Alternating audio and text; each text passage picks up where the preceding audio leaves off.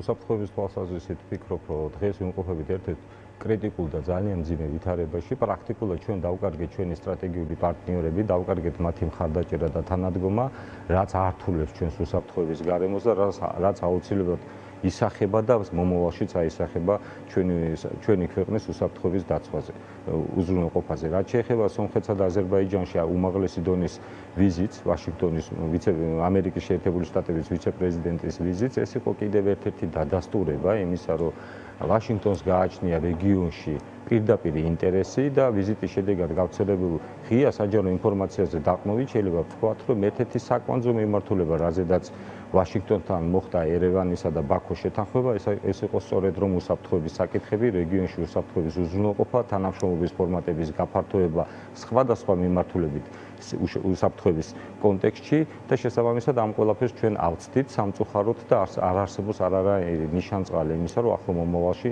ამ მიმართულებით საქართველოს ინტეგრაცია ამ უსაფრთხოების ახალ ფორმატში შესაძლებელი გახდება. თავად ვბრძანებთ, რომ ჯეი-დი ვენსის სომხეთსა და აზერბაიჯანში ვიზიტი, ტრიპის კორიდორი, ტრამპის სამშვიდობო გეგმები კავკასიაში ადასტურებს ეს ვიზიტი ამას, ხომ?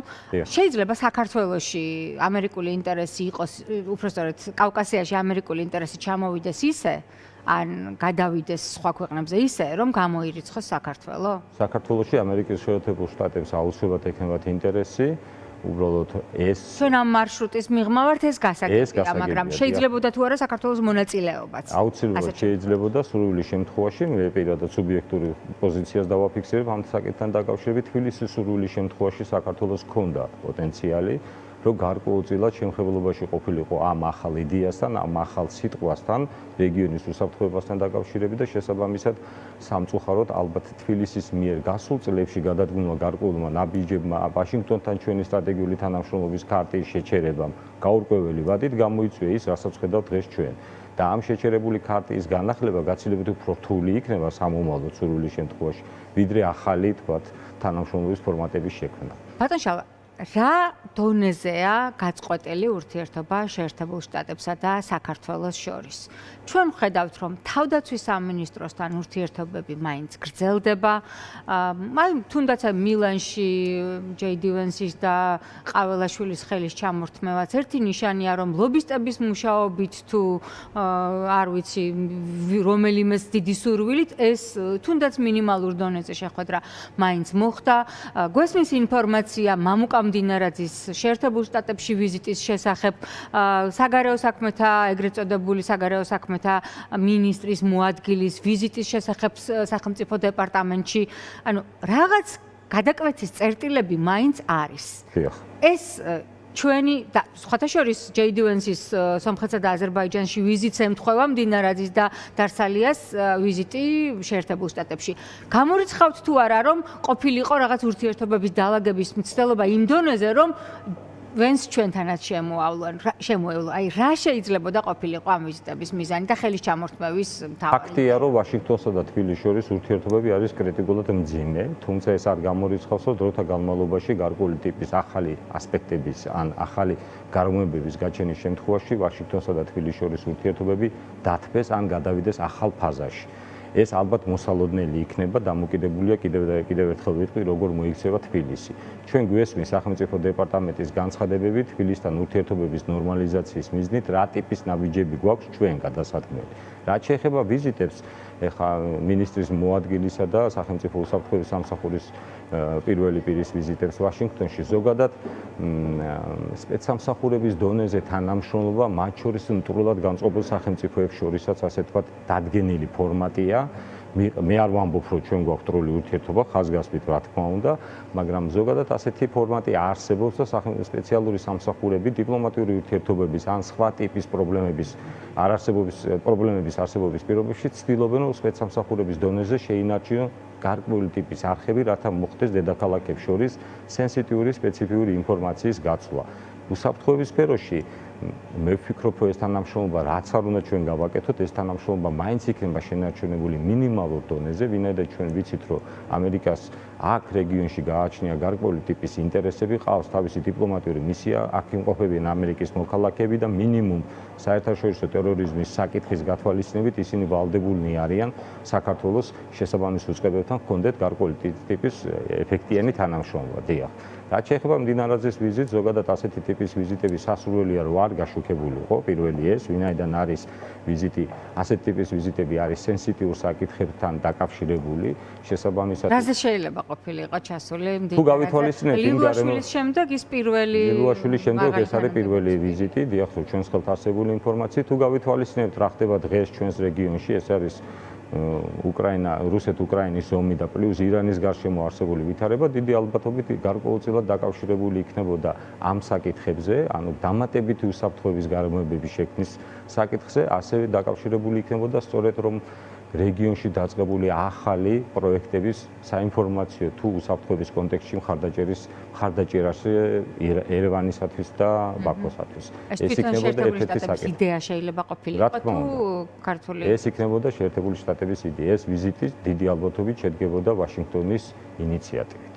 რაც შეეხება სპეცსამსახურების კუთხით, რაც შეეხება საგარეო საქმეთა სამინისტროს კუთხით, შესაძლოა ეს ყოფილიყო გარკვეულწილად წინასწარ შეთანხმებული ორივე მხარის მზაობა, თუმცა ჩვენ დიდი ბუნდოვანებაა შექმნილი ამ ვიზიტებთან დაკავშირებით, არც სახელმწიფო უსაფრთხოების სამსახური და არც საგარეო საქმეთა სამინისტრო, მიუხედავად ინფორმაციის გაჟონვისა და გავრცელებისა და დეტალურ განხილვებში საზოგადოებასთან. არ საუბრობენ რაზე ილაპარაკეს, რაზე შეთანხმდნენ და ასე. ერთადერთი დაფიქსირდა, რომ ასეთი ტიპის ვიზიტები იყო, სავარაუდოდ ეს არის გათვლილი საქართველოს მოქალაქეებზე, მოსახლეობაზე, რათა მათ ჰქონდეთ გარკვეულწილად დამატებითი მომეტებული ინფორმაცია ვაშინგტონსა და თბილისის შორის ურთიერთობის შესაძლო ნორმალიზაციას. აი ახლა ორმაგ სტანდარტებზე მინდა ვისაუბროთ. ერთის მხრივ ქართული ოცნება ცდილობს გაჟონოს ამ ინფორმაცია, მართალია ამაზე ღიად არ საუბრობენ, მაგრამ საქართველოს მოსახლეობამ გაიგოს, რომ საქართველოს დე-ფაქტო მთავრობიდან შეერთებულ შტატებში ესაუბრებიან, ხვდებიან, საკითხებს განიხილავენ. გასაგებია, რომ არ ლაპარაკობენ ღიად რაზე.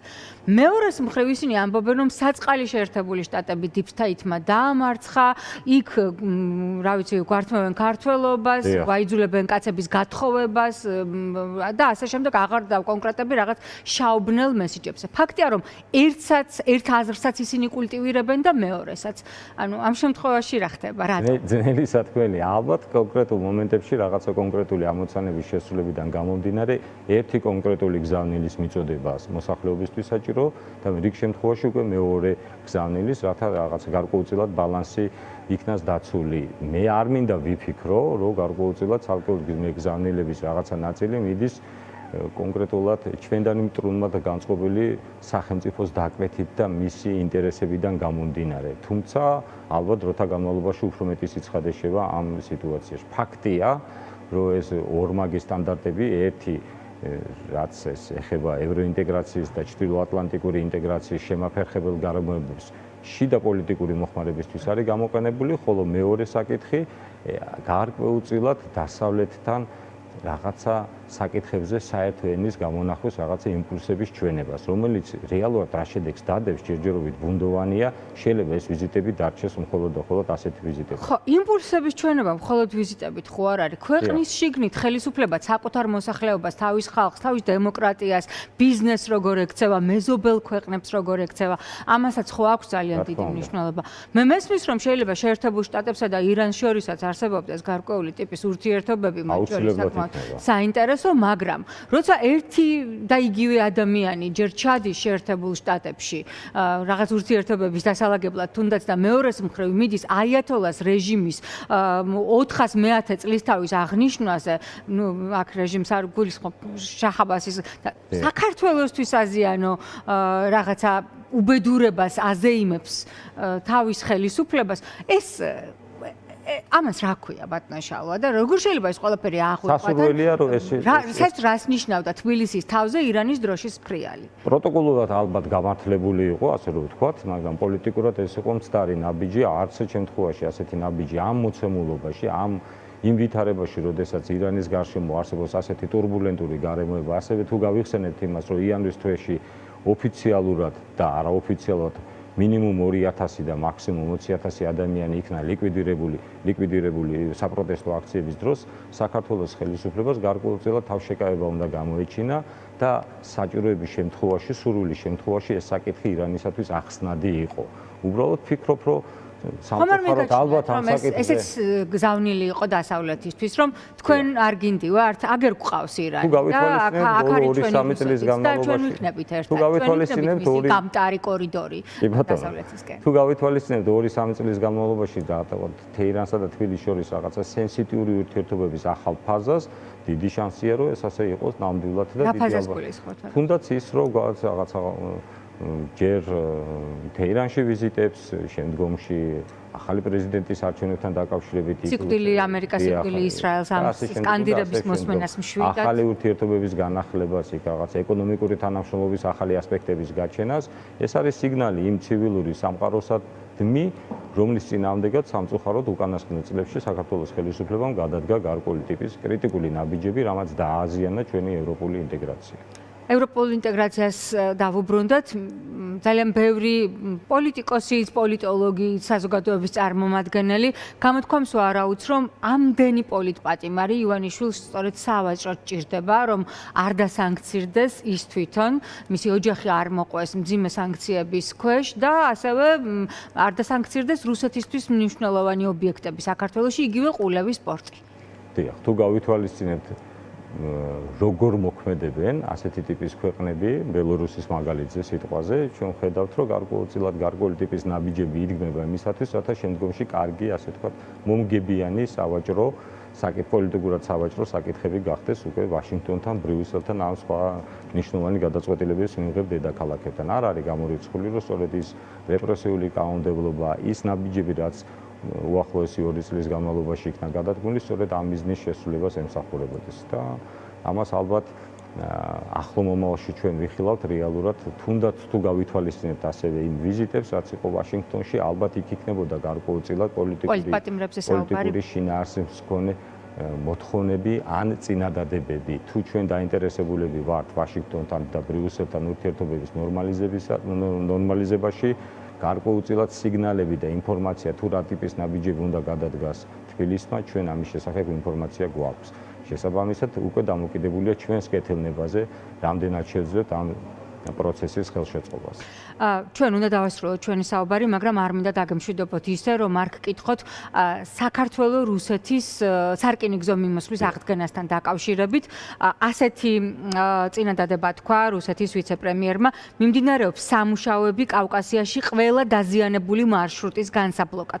მათ შორის განიხილება რუსეთის ფედერაციასა და საქართველოს შორის აფხაზეთის ტერიტორიის გავლით სარკინიგზო მიმოსვლის აღდგენის შესაძლებლობა. ქართულმა მხარემ ეს კი უარყო, მაგრამ მიგაჩნიათ, რომ ეს მოწმენდილ ცაზე იქნებოდა ნათქვამი რუსეთის ვიცე-პრემიერმა. ვის უნდა ვენდოთ ამ შემთხვევაში? საქართველოს რკინიგზას თუ რუსეთის ვიცე-პრემიერს? საქართველოს რკინიგზის განცხადებაზე უმჯობესი იქნებოდა სხვა პოზიციიდან გაკეთებული იყო ამ საკითხთან დაკავშირებით განცხადება, ვინაიდან ეს ეხება საქართველოს ეროვნული უსაფრთხოების საკითხებს, შესაბამისად სასურველი იყო უფრო მაღალი დონის პოზიციიდან გაკეთებული იყო, უფრო მკვეთრი და საზოგადოებისათვის გასაგებ ენაზე ყოფილიყო პოზიცია ამ საკითხთან მიმართებაში.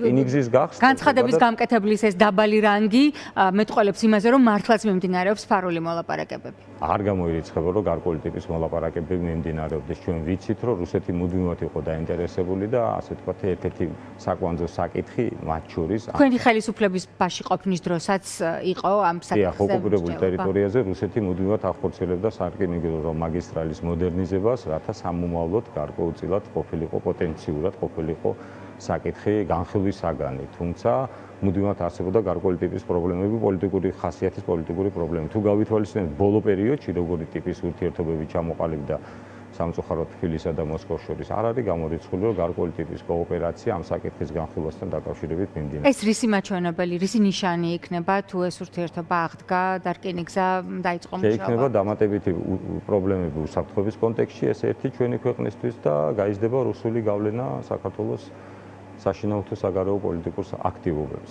მათ შორის ამბობენ, რომ ეს არაოფიციალურად ქართული მხრიდან აღიარებაც იქნება აფხაზეთის ოკუპირებული ტერიტორიის უკვე დამოუკიდებლად ცნობის. სხვადასხვა აზრი არსებობს ამასთან დაკავშირებით, მაგრამ ნამდვილად არასასურველი და ნამდვილად არამისაღები ფაქტი იქნება ამ ეტაპზე. ამ მოცემულობაში და ამ პოლიტიკურ, გეოპოლიტიკურ, როდესაც ჩვენ არ გვყავს მეგობრები, სტრატეგიული პარტნიორების სახით, ასეთი ტიპის სარისკო ნაბიჯების გადადგმა იქნება ძალიან პრობლემური ჩვენი ქვეყნისათვის.